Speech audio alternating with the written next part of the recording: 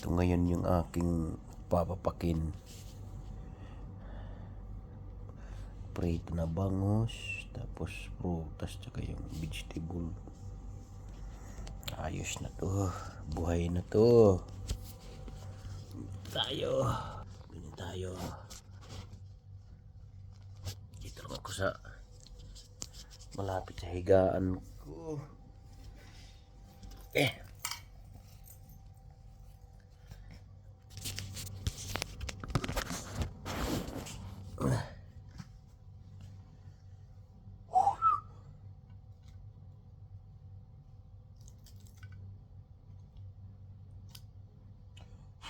Init pa.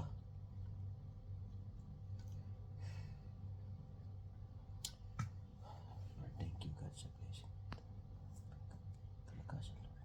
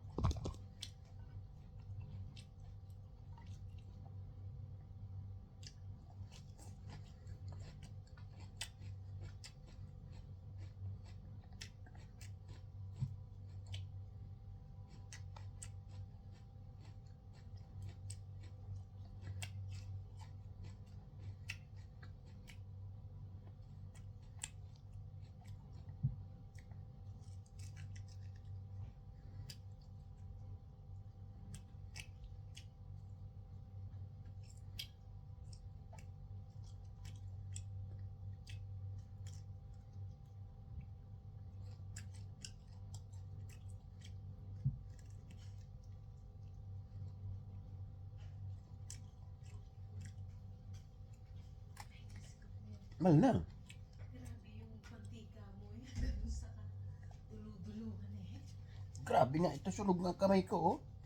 Pumuputok talaga. Parang buong kusina yata nagkalat ng kusina. Ayun, kita mo, oh. Ito, oh. Pati mga damit ko, oh. Grabe, sabi ko, ba't ganun ka? Maputok itong... Patalsik yung. Tanong mo sa nagbenta na kung ba't ganun ka, ano ng putok yan? Ang sarap. Bakit, ano to, bukas ibibigay sa school. Hmm? Kinain mo. Kasi school yan. Ayaw nga. Kasi, gusto niya di ba bumili ng Caesar? Sabi ko, wag na. Ito na lang. Kasi share sila bukas ng pagkain. Saka yung cupcake na Oreo yung kanila. Sarap ng sariwang, ano? Masarap ito yung mga ganitong size na, pero yung binili natin na Dati malalaki, wala Oo nang nga lasa. eh. Parang tumabang, ano na. Matabang? Matanda ng Tsaka matanda na. makunat yung laman. Kaya pala mahal ito binibenta ng ibang lahi. Binibenta na ito ng 25 isa. O nung 25 isa. Oo. Ah, hindi. 15 isa. Ano sabi mo? Sabi ko, wala akong pera. Inabangan ko lang siya. Naghintay siya doon ng mga buyer. Kakaawa naman. Pinapangakuan siya. Mamaya, sabi niya. Anong Sabi lahi? ko, bilhin ko na yung dalawa na yun, 20. Anong lahi? Hmm? Anong lahi yun? Diyan. Hindi yung nakakaawa kasi biningwit lang yan. Ganyan kalalaki na bibingwit na Kuya Emil. Ganyan din? Sideline niya yan, pero kita pa rin siya dyan. Lalo pag uso ang bangus. Kuya Emil nga isang puntak, 49 na bangus huli niya.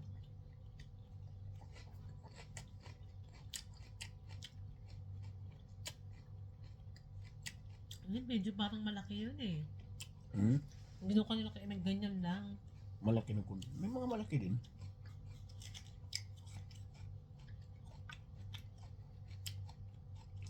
Sabi daw. Prutas at vegetable, pritong bangus, pwede na.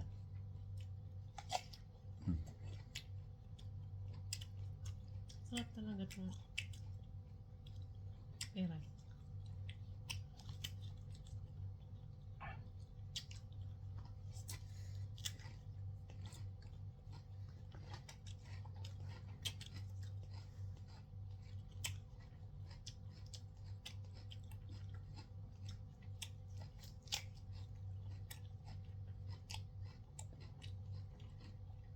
Katas ng 20-20.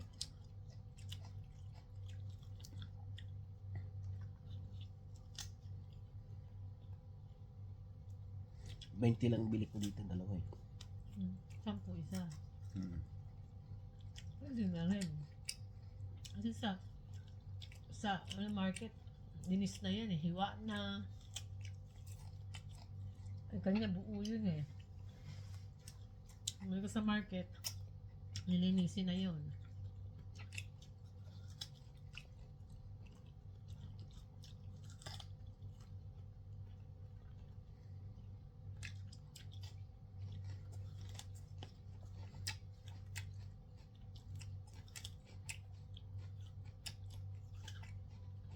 Diabetic pala yung warm order natin. Yung isang medyo chubby si ito. Sabi niya, check up daw siya bukas. Bakit ang check up siya? Diabetic ako te. Ilan taon ka na ba? 33. Medyo chubby. Bakit nagda-diabetic siya? Meron daw siyang meron Bata daw pa nun. Familial tendency. Mama niya, papa niya may diabetic. Dapat nag-iingat ka rin. Alam mo pala may family history.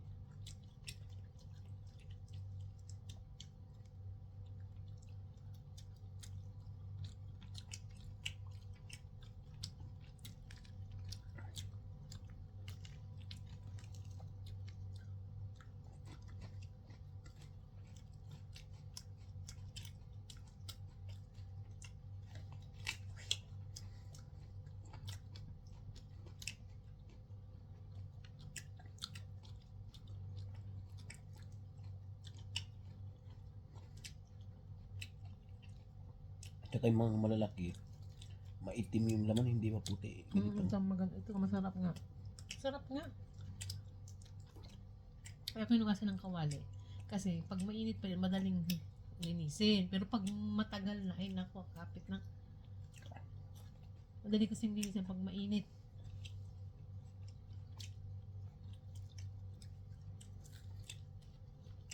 Kinugasan ko na.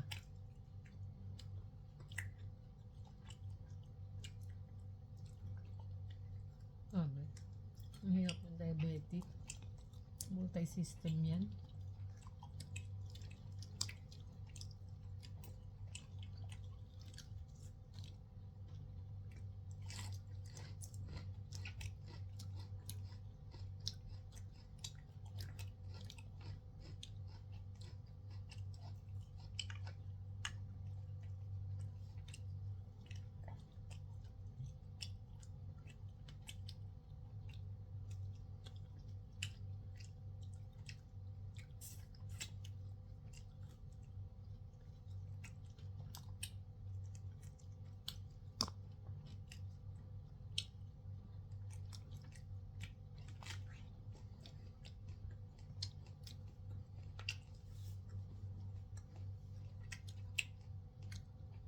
Nakakatakot dito. Ang daming tinik.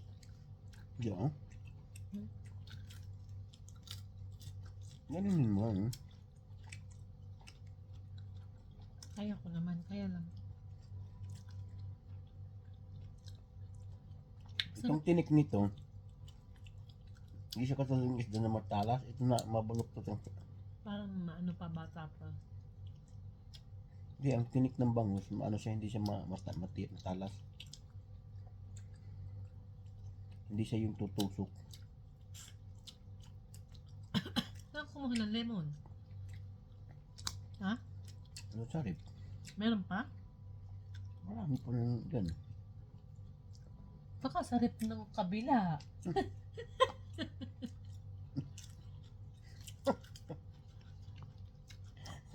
Baka nilang rep siguro kumuha.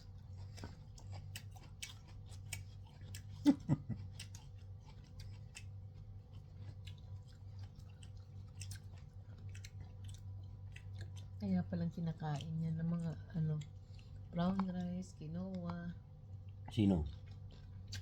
si ano.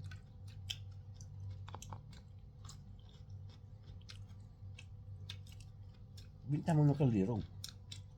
Tingnan natin. Ano, unti-unti ko lang. Huwag mo nang biglain.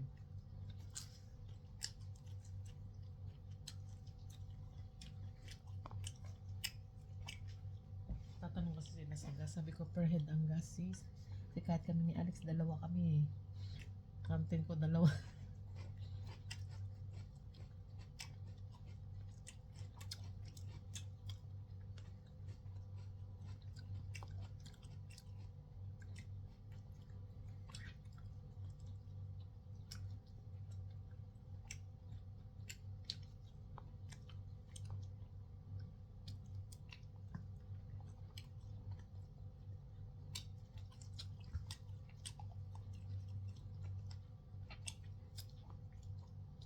Update ng tulog ko. Oh. Kaya saan kumuha ng lemon to? Hmm? Pag nakita nila dun sa, parang nawawala yung lemon ko.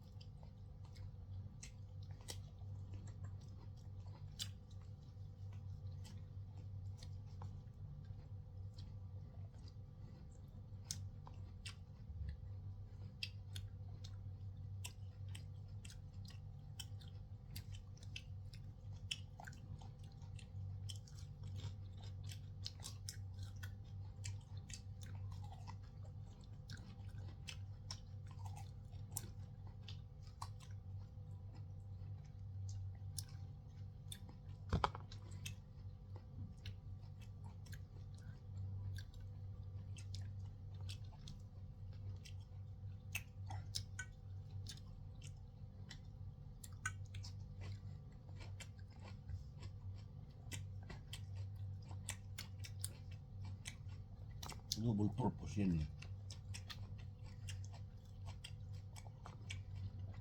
Usawa ng isda.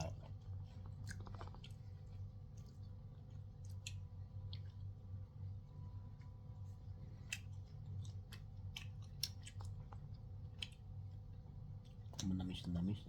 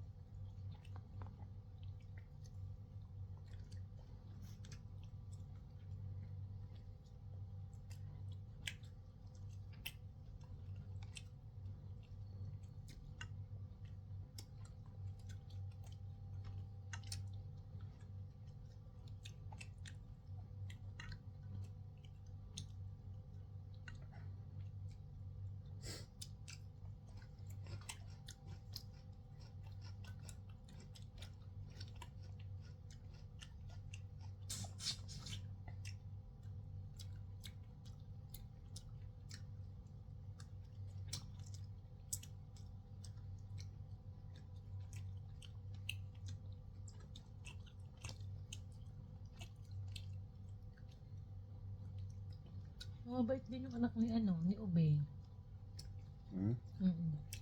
Yung dalawang lalaki.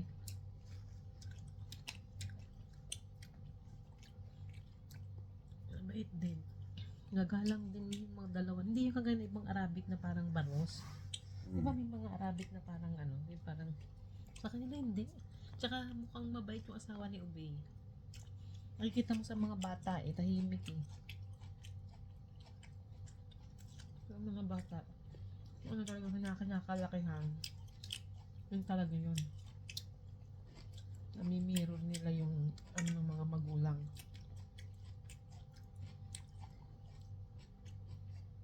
Sino yan? Yan ba kanain mo? Dalawa. Hindi. Kasi siguro dalawat kalahati.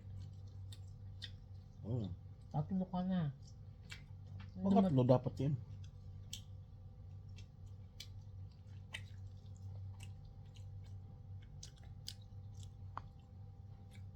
Yun yan.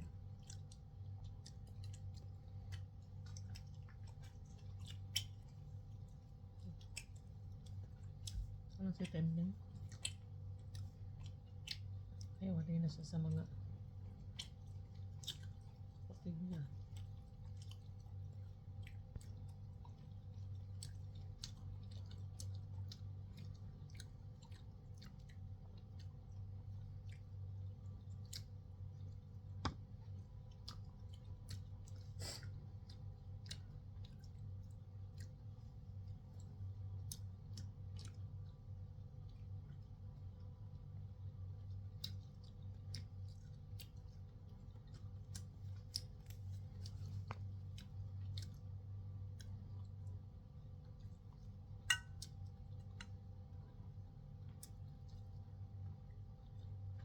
May kaliskis pa na isda. Malinis na isda yan.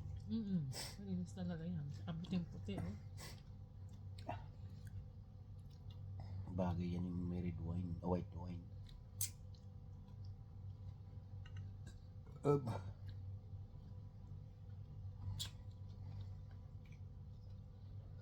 Yung ano, yung cranberry.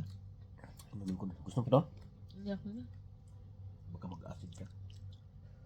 Hindi ako pwede yung marami. Yung cranberry.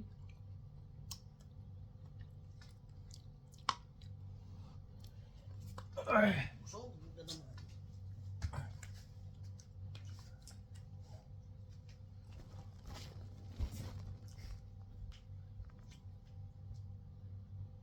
ba yung mga pick up?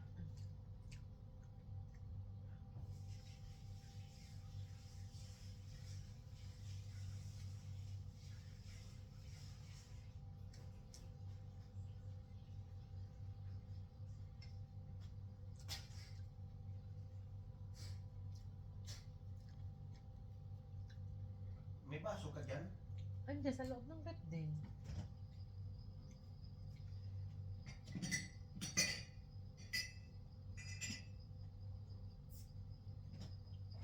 Oh, parang konti lang itong isa. Hmm. Konti lang ito.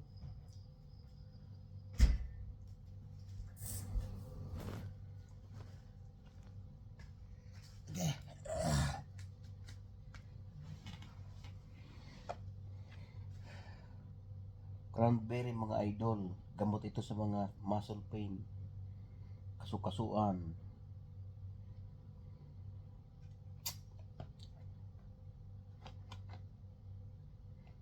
Mahihirap sa pag-ihi, ito yung inumin nyo palagi. Cranberry, pure 100% ito fruits, no sugar. Kaya masarap ito inumin. So, Nasa Ovaltine. idol oh. Ikaw muna. Hindi, sige na Eh, dito ako sa ano. Dumating na ang ina ng kapatid ni Jesus. Kunyari yan po. Konti na lang pala. At mga kapatid, ang sabi, sino ang aking ina? Sino ang aking kapatid? Ito yung passage nila. Tumingin siya sa mga nakaupo sa at siya nagbika, ito ang aking ina at ang sapagkat ang sino mang tumatalima sa kalooban ng Diyos, isa kong ina at kapatid. Sino yun? Si Jesus. Sino yung nagtuturo niyan? Kuya Emil nagsend ng passage. Para sa Friday. Pag uwi ni Jesus muling masarap tong cranberry na to. Masarap siya. Wala, konti lang yun siya. Ba't ganun? Kaya, Ay, hindi, uminom pala kagabi. si Temping bagay okay na naman si Temping. Grabe, ang bilis ng ano ni Temping. Palibasa hindi masyadong palainom ng kung ano-ano. Ang bilis ng response niya, di ba? Uli, mga talamsik ko ang sa hapdi. Pati dito. Good question. Maghanda tayo ng mga good question. Sabi niya. Tagay. Nagbayad na si Kuya ng Rachel Orange na naman. 952. Cranberry. Cranberry pala. Cranberry. Kala ko crown. Di ba sabi ng doktor, isang ano lang, Isang baso. Isang baso. tama na to.